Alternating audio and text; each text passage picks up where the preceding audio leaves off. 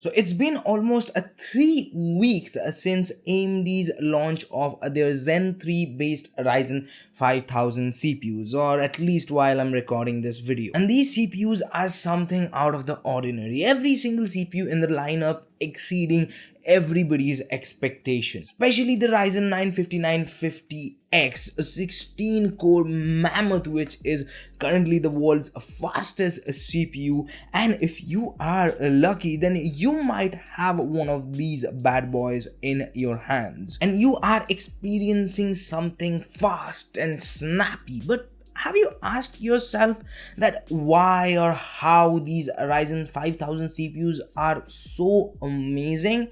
Because if you compare them with their last generation, there is not that much of a difference besides a slight boost in the clock speed. So the question is, why or how these Ryzen 5000 CPUs are so fast? Hey guys, this is Akash from Techno, and we make daily tech content similarly like this. So if you find it informative, entertaining, don't forget to subscribe to this channel. And now let's discuss. These CPUs are the fourth iteration of a Ryzen family based on AMD's third generation Zen architecture. And thanks to these modern CPUs, AMD is currently right now enjoying a 25% market share of the desktop market, which is a very impressive for a company which was this close, and I mean this close to go bankrupt a few years ago. But hey, we are not here to discuss about AMD's financial condition. We are here to talk about Ryzen and Ryzen 5000 and why it is so fast.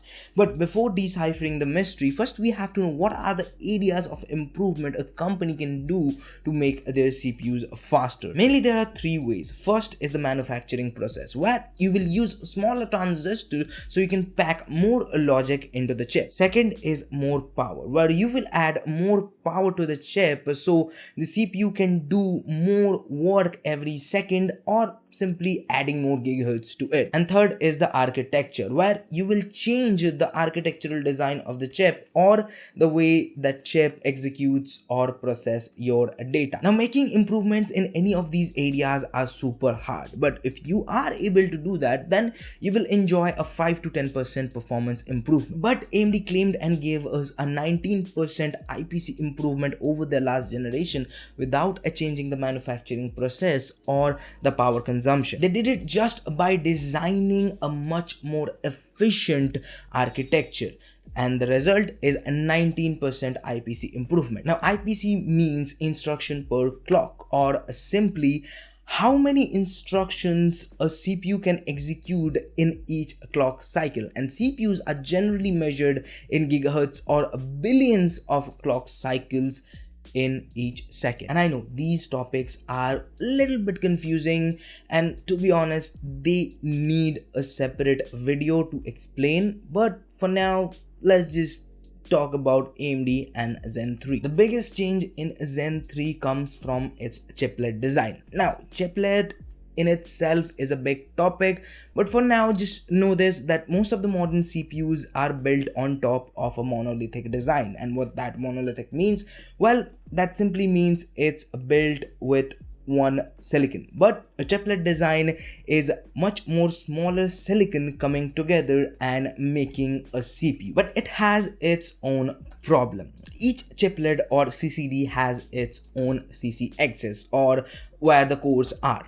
Now, for that reason, AMD has to separate their cache block into two separate blocks. Now, bear with me. I'm gonna ask you some questions. What CPUs generally do? Well, execute or process your data, and where that data comes from, your hard drive, and where it goes, to your RAM, then to your cache.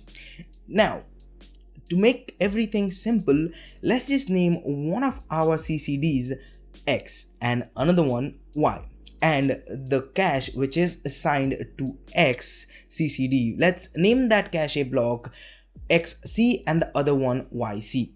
Now, let's just think about a situation where X or XCCD needs a data, but that data is not on the XC, but it is on the YC cache. Now XCCD cannot directly access YC cache, so it has to take a longer road. That means more time and less efficiency. Now to battle this, AMD's engineers took a smart approach. They kind of move backwards to the monolithic design, but also not. They still using chiplet design, but doing something much more smart. In Zen 3, each chiplet can work as its own CCX, and that means no reason for a two separate cache block. Now both of the chiplet can, or right now CCXs can access a unified block of cache, and this is the biggest reason for AMD's Zen 3's so much outstanding performance and its efficiency. But there are also other